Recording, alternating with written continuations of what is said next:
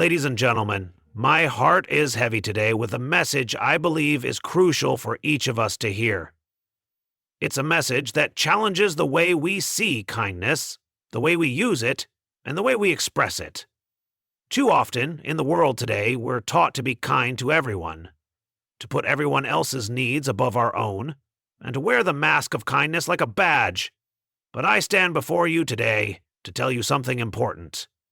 Stop being kind to everyone. I know, it sounds harsh, but hear me out.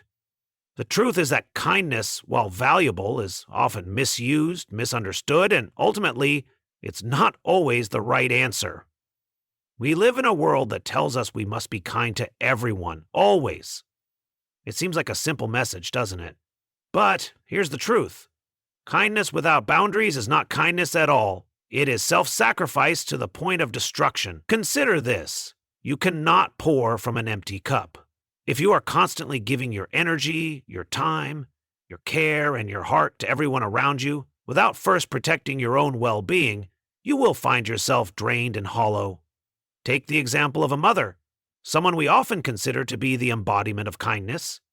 Imagine a mother who spends all her days caring for her children, giving everything she has, without ever taking time for herself.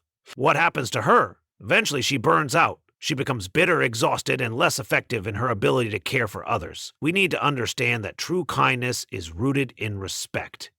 Respect for ourselves and our time. Kindness without boundaries becomes a burden, not a blessing. There are people in your life who will take everything from you and never give back. It's okay to step back, to protect your peace, to say no when needed. There's a dangerous misconception that we must be kind to everyone, regardless of how they treat us. But here's a stark truth. Not everyone deserves your kindness. It doesn't matter if they're a friend, a family member, or a colleague. Some people will take advantage of your kindness, manipulate it, and use it to their own benefit. We've all been there.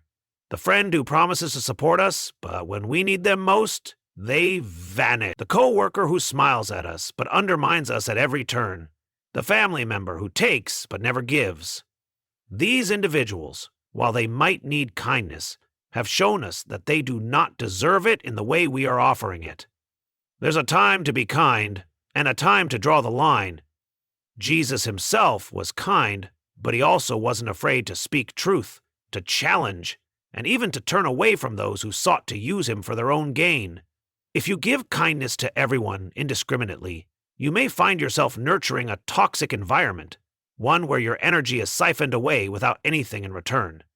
It's okay to save your kindness for those who are worthy of it. Now, this isn't a call for bitterness or to shut yourself off from the world, no. It's a call to discernment. You must learn to distinguish between those who genuinely need your kindness and those who are taking advantage of it. Consider this story. There was a man, an elderly man, who was always kind to everyone in his community. He would feed the hungry, shelter the homeless, and lend his hand wherever it was needed. But he also had a rule. He would not give money to the beggars on the street. Not because he didn't care, but because he believed in empowering others to help themselves. Instead, he would take them to a local shelter or offer them work. This is discernment, knowing when to give and knowing when to offer something deeper than just a momentary kindness. The man's refusal to simply give away money was not cruel. It was a choice to help those in need in a way that would build them up in the long run. You've heard it before. You can't help others until you help yourself.